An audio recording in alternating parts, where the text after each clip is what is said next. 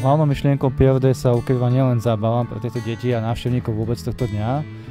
Účelom alebo cieľom je pomôcť niekomu. V tomto roku sme pomáhali konkrétne rodine tu na odtiaľto z Prešova. Je to matka, ktorá má veľmi ťažký životný osud, má dve deti, sú to z okolností dvojičky, majú 17, majú mozgovú obrnu, autizmus, jednoducho. Tá matka má veľmi ťažký život a snažili sme sa nejakou zbierkou tu na počas PRD pomôcť tejto matke aspoň s nejakými základnými životnými nákladmi počas tohto mesiaca, aké má. Sme tu doma, sme z východu a sme z Prešova. Prešov je typický koníkom, takže koníky tu boli k dispozícii, deti sa mohli povoziť absolútne bezplatne, aj rodičia.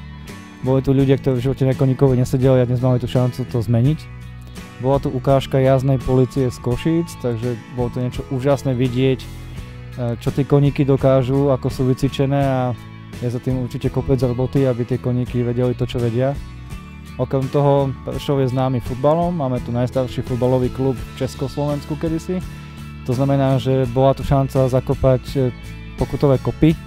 Bolo dve kategórie, deti, dospelí. Jednoducho, kto tam sa postavil, mal odvahu do tej lopty kopnúť, zaslúžil si nejaký obdiv a tú súťaž zvíťazil, tak o to viac. Bol tu jumping. Je to zase novodobá nejaká aktivita pre deti, aj pre starších, mamičky a aj oteckov. Je to veľmi náročné, keď to vyzerá z diaľky veľmi jednoducho. To mohol opäť vyskúšať ktokoľvek bezplatne, či tam bolo 5 minút, či hodinu, bolo to úplne jedno.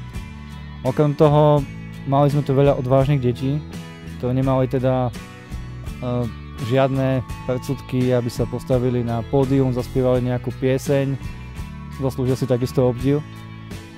A v neposlednom rade sme tu mali niečo aj pre najmenších. Čiže súťaž lezuňov, takže boli tu lezuni aj menší, aj väčší, dokonca aj mamičky. Takže...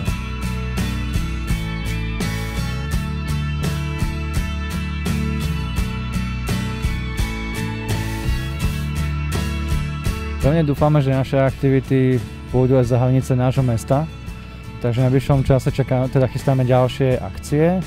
Budú aj v iných regiónoch, ako Domáša, Košice a podobne.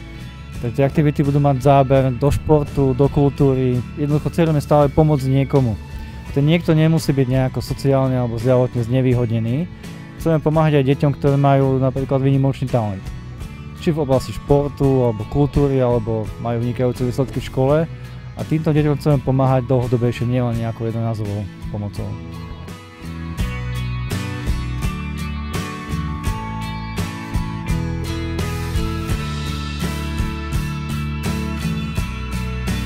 Bolo by úžasné, ak niekto vie o niekom, kto tú pomoc naozaj potrebuje v akejkoľvek oblasti a je v zásade jedno, či je to otázka financií alebo nejakej hmotnej pomoci alebo úsmevu, tak povediac nadnesene, tak uvítame akékoľvek podnety.